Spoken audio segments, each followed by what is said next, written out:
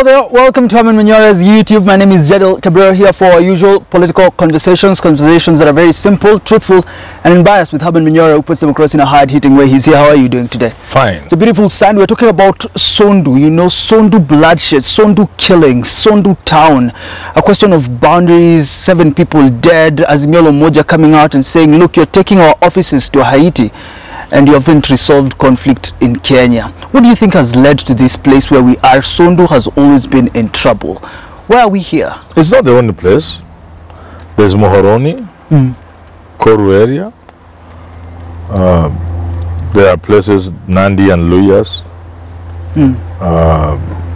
There are many places where we have cross-boundary, cross-border conflicts, cross-tribal conflict, Transmara. Yeah.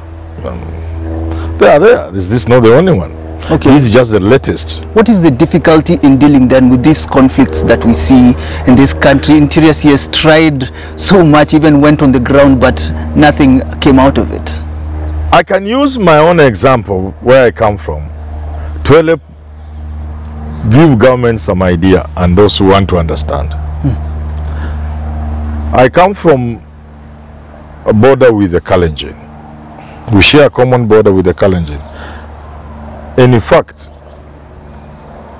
the people the other side we call Kalenjin are over 70-80% Luyas. And Luyas who have become Kalenjin. That's just how stupid it can become. A man is a tribe X. They cross over to tribe Z and they become tribe Z. And they are willing to kill tribe X where they were. That is one thing I want to share. The second thing is, from my experience, and I was a young person, it has happened until I was a mature person. It is always a problem with politicians. Those areas of Baringo have shown the same. And Kindiki and these people and government, they have never wanted to deal with that problem the way it is. It is never, people can never fight each other. Never. Forget about it. Why do Luyas, Kamba stay in Kibra? One who will here, another one, those doors that you can't know these are Kamba, although there are certain areas that dominate Luo, dominate Kamba, but basically they're just mixed. Yeah. I was brought up in a what you can call kambi. Kambi kwa kizungu inaitwaje? What do you call it in English? A camp.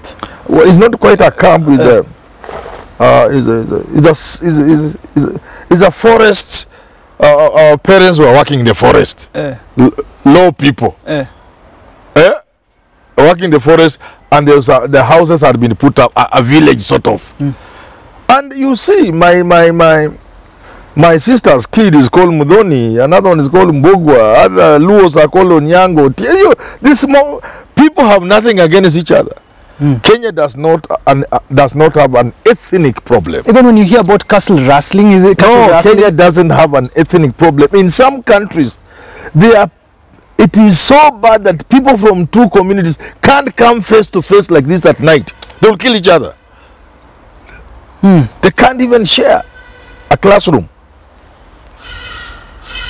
Those problems are there in the world. We don't have that problem. Kenyans have nothing against each other, merely on the basis of speaking one language as opposed to the other. No. So the problem is the leaders.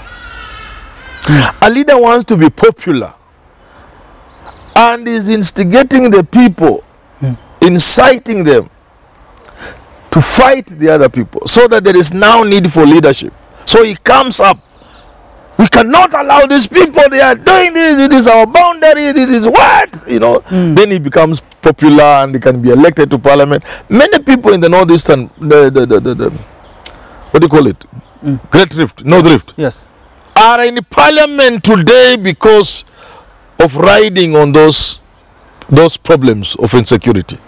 And the government knows it. How do you become a leader out of it? Oh, my friend, then people, when there is a problem, the situation calls for leadership.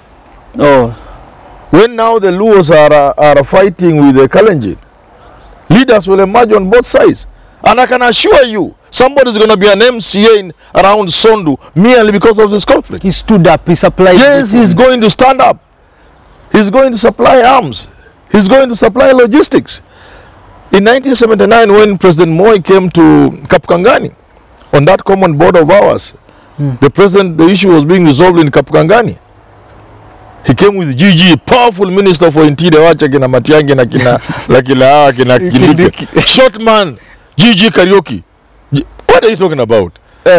Powerful man, moving power. He later wrote a book, Illusion of Power. People don't read. They should read a book like Illusion. He and Njonjo were used to travel in the presidential limousine with Moi, smoking, and Moi is a Christian and a born-again Christian, and they were smoking in Moi's car, limousine. GG Karaoke and Njonjo. Now this guy, they came with GSU.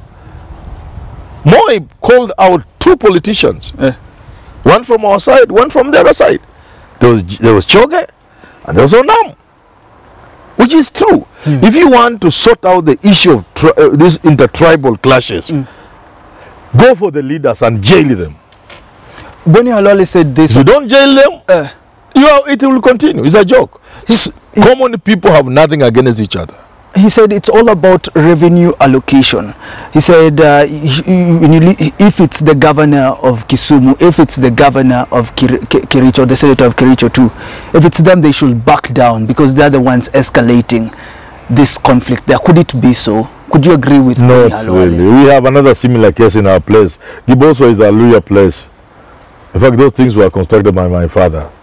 The local county office is still there. My father could tell me, Million Mejenga, my father was a fundi. So they were there. But we have ignored. Maseno is there, we have ignored. It is nothing. These are small matters. Assuming that it is true that it's a question of deciding boundaries and let's talk about revenue. This is something that can be sorted out on a table. I have seen places where a market has 2 market days. Please, I can't remember offhand, but they are there. The government would know. Where on day 1, people from the one side, one county or one whatever it is, collect levies. On day 2, the other one does. In Mumias, there is a day when the king collects revenue. The county council would always surrender that day in Mumias markets for the king. You know, the Mumias people still have a king. Yeah, they collect revenue. So it is not revenue. I'm telling you, it is as simple as identifying small, useless political leaders, getting them by the collar here or by the by strap, belt strap there, taking them to a land cruiser, taking them to court and jailing them, and everything comes. We know. The government knows. The government knows cattle rustling, insecurity that leads to death of people, including security forces, in the North Rift is instigated, supervised by political leaders who even supply arms. Government knows. But government can do nothing about it. So what is and then tomorrow they say, oh, we want to end the problems in the North Rift. You will not end. What is there now is a lull. So they sprang recently and killed. Yes. So what has the government done? Kindiki has achieved nothing. Yet they know. Until you get those people, political leaders, collect them, put them in, you will never end those. So even at Sondu, just go and collect those people, leaders, from either side, and jail them. People will stop walking with their arrows and bows. Jail them. How can you be throwing arrows as if you're in the 17th century? To another human being. Are you an animal? And the government is there. Government is just stamping. We are government. We are taking people to Haiti. We are ending in Azimio demonstrations, throwing tear gas. Why can't they go and throw tear gas there? All right. And I can advise government. Again, this is what I saw when I was a kid. I want to say it on air, openly, so that people like Kindiki can understand me. I saw this on the Luya-Nandi border. We are talking about Hamisi and Aldai. Those governments, you know what I'm talking about. From Kapsengere all the way, Serem, Tabut, those areas. In I don't know which year that was, I think I was in primary school. The situation got so ugly that policemen from one side assisted their people to torch houses. One policeman from one side helped his group by shooting somebody. You can't be serious. I'm telling you, the government would know. Let them go and check. I'm not saying. And the other policemen supervised people to torch houses. They were even doing it. That's my home. I'm challenging government to go and check the records because it's true. The people who are there have not died. Chiefs who are there are still alive. You are still alive. I'm still alive. People are there. Government officers, they know that. The danger with places like Sondu, because the two communities represent the two antagonistic political leadership of this country. When you have a community coming from Raila's side, clashing with a community coming from Ruto's side, the intelligence of this country, the people we pay handsomely on Thika Road, should sit down the president and tell him this has the potential to burn the country. A clash between the Luo and the Kalenjin must be avoided at all costs, because it can blow out of proportion. Because one side is the Raila side, one side is the Ruto side. If it was a Kikuyu versus maybe a Masai or Meru, that's a different story. That is national politics playing out in dramatic way, in a dangerous way. So the intelligence of this country, earning big money on Thika Road, NIS, should sit down the president and tell him, he kitu by afternoon tomorrow ish. Whatever it takes. Yeah. It looks very small, but countries go down like that. When you have passions burning, fueled by politics, you are treading on very dangerous ground, extremely dangerous ground.